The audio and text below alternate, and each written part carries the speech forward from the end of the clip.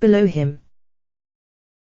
"So, Zabinai," said Malfoy, "what did Slughorn want?" "Just trying to make up to well-connected people," said Zabinai, who was still glowering at Goyle. "Not that he managed to find many." This information did not seem to please Malfoy. Who else had he invited? He demanded. "McLaggen from Gryffindor," said Zabinai. "Oh yeah, his uncle's big in the Ministry," said Malfoy. "Someone else called Belby, from Ravenclaw." "Not him, he's a prat," said Pansy. "And Longbottom, Potter, and that Weasley girl," finished Zabinai. Malfoy sat up very suddenly, knocking Pansy's hand aside. "He invited Longbottom, . "Well, I assume so, as Longbottom was there," said Zabinai indifferently. "What's Longbottom got to interest Slughorn?" Zabinai shrugged. "Potter, precious Potter, obviously he wanted a look at the chosen one," sneered Malfoy, "but that Weasley girl. What's so special about her?" "A lot of boys like her," said Pansy, watching Malfoy out of the corner of her eyes for his reaction. "Even you think she's good-looking, don't you, Blaise, and we all know how hard you are to please." "I wouldn't touch a filthy little blood traitor like her, whatever she looked like," said Zabinai coldly, and Pansy looked pleased. Malfoy sank back across her lap and allowed her to resume the stroking of his hair. "Well, I pity Slughorn's taste. Maybe he's going a bit senile. Shame, my father always said he was a good wizard in his day. My father used to be a bit of a favorite of his. Slughorn probably hasn't heard I'm on the train, or—" "I wouldn't bank on an invitation," said Zabinai. "He asked me about Knott's father when I first arrived. They used to be old friends, apparently, but when he heard he'd been caught at the Ministry he didn't look happy, and Knott didn't get an invitation, did he? One don't think Slughorn's interested in Death Eaters." Malfoy looked angry, but forced out a singularly humorless laugh. "Well, who cares what he's interested in? What is he, when you come down to it? Just some stupid teacher." Malfoy yawned ostentatiously. "I mean, I might not even be at Hogwarts next year. What's it matter to me if some fat old has-been likes me or not?" "What do you mean, you might not be at Hogwarts next year?" said Pansy indignantly, ceasing grooming Malfoy at once. "Well, you never know," said Malfoy with the ghost of a smirk. "I might have, moved on to bigger and better things." Crouched in the luggage rack under his cloak, Harry's heart began to race. What would Ron and Hermione say about this? Crabbe and Goyle were gawping at Malfoy. Apparently they had had no inkling of any plans to move on to bigger and better things.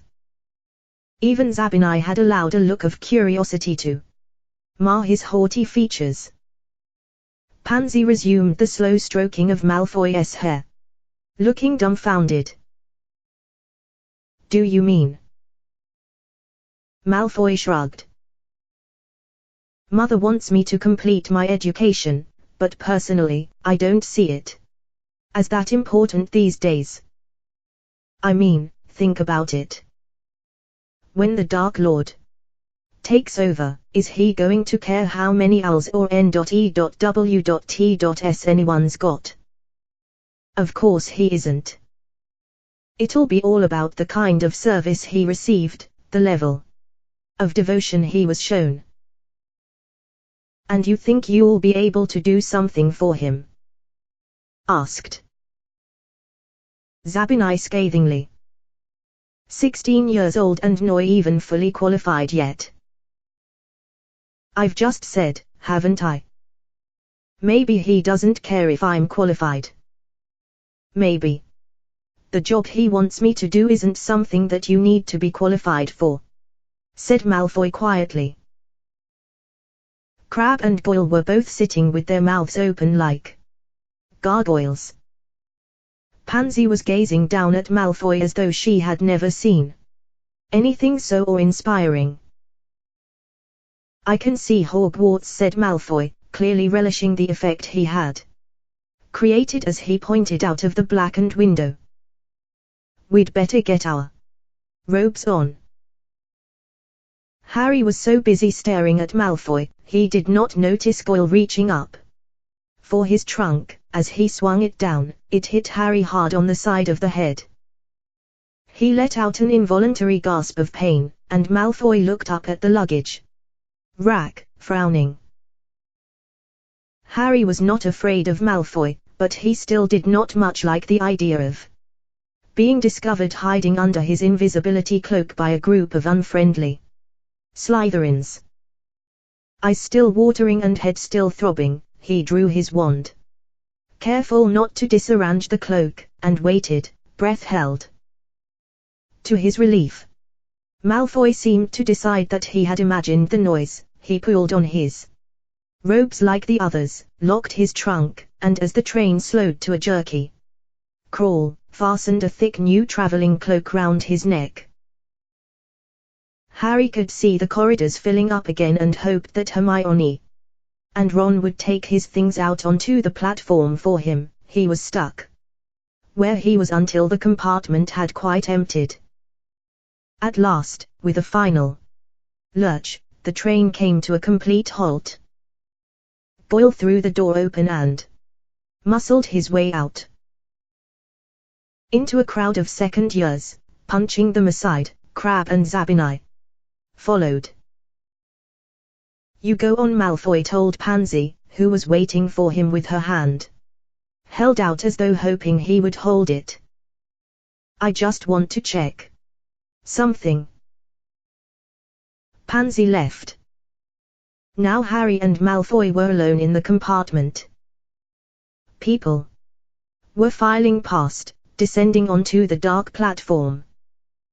Malfoy moved over to the compartment door and let down the blinds, so that people in the corridor beyond could not peer in. He then bent down over his trunk and opened it again. Harry peered down over the edge of the luggage rack, his heart pumping a little faster. What had Malfoy wanted to hide from Pansy? Was he about to see the mysterious broken object it was so important to mend? Petrificus Totalus. Without warning, Malfoy pointed his wand at Harry, who was instantly paralyzed. As though in slow motion, he toppled out of the luggage rack and fell, with an agonizing, floor-shaking crash, at Malfoy's feet, the invisibility cloak trapped beneath him, his whole body revealed with his legs still curled absurdly into the cramped kneeling position. He couldn't move a muscle, he could only gaze up at Malfoy, who smiled broadly. I thought so, he said jubilantly. I heard Goyle's trunk hit you. And I thought I saw something white flash through the air after Zabinai came back. His eyes lingered for a moment upon Harry's trainers. You didn't hear anything I care about, Potter.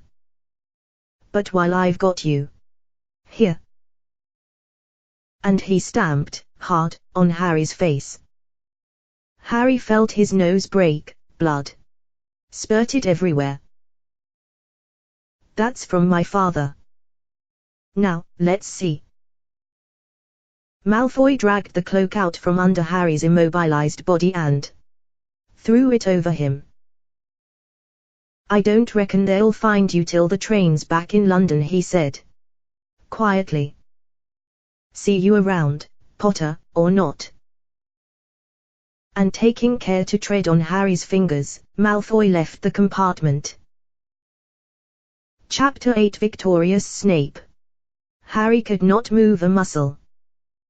He lay there beneath the invisibility cloak, feeling the blood from his nose flow, hot and wet, over his face, listening to the voices and footsteps in the corridor beyond.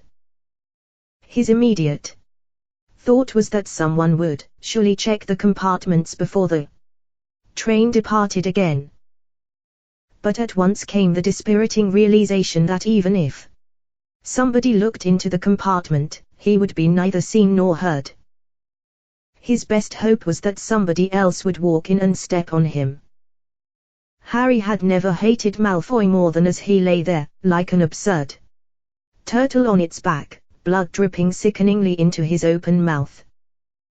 What a stupid situation to have landed himself in, and now the last few footsteps were dying away. Everyone was shuffling along the dark platform outside. He could hear the scraping of trunks and loud babble of talk. Ron and Hermione would think that he had left the train without them. Once they arrived at Hogwarts and took their places in the Great Hall, looked up and down the Gryffindor table a few times, and finally realized that he was not there, he, no doubt, would be halfway back to London. He tried to make a sound, even a grunt, but it was impossible. Then he remembered that some wizards, like Dumbledore, could perform spells without speaking, so he tried to summon his wand, which had fallen out of his hand, by saying the words Accio wand over and over again in his head, but nothing happened. He thought he could hear the rustling of the trees that surrounded the lake, and the far-off hoot of an owl, but no hint of a search being made, or even he despised himself slightly for hoping it, panicked voices wondering where Harry Potter had gone. A feeling of hopelessness spread through him as he imagined the convoy of thestral-drawn carriages trundling up to the school and the muffled yells of laughter issuing from whichever carriage Malfoy was riding in, where he could be recounting his attack on Harry to Crabbe, Goyle, Zabini, and Pansy Parkinson.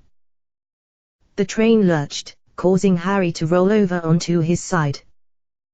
Now he was staring at the dusty underside of the seats instead of the ceiling. The floor began to vibrate as the engine roared into life. The express was leaving and nobody knew he was still on it. Then he felt his invisibility cloak fly off him and a voice overhead said, "Watcher, Harry." There was a flash of red light and Harry's body unfroze. He was able to push himself into a more dignified sitting position, hastily wipe the blood off his bruised face with the back of his hand, and raise his head to look up at Tonks, who was holding the invisibility cloak she had just pulled away. "We'd better get out of here, quickly," she said, as the train windows became obscured with steam and they began to move out of the station. "Come on, we'll jump." Harry hurried after her into the corridor. She pulled open the train door and leapt onto the platform, which seemed to be sliding underneath them as the train gathered momentum. He followed her, staggered a little on landing, then straightened up in time to see the gleaming scarlet steam engine pick up speed, round the corner, and disappear from view. The cold night air was soothing on his throbbing nose. Tonks was looking at him. He felt angry and embarrassed that he had been discovered in such a ridiculous position. Silently she handed him back the invisibility cloak. "Who did it?" "Draco Malfoy," said Harry bitterly. "Thanks for, well,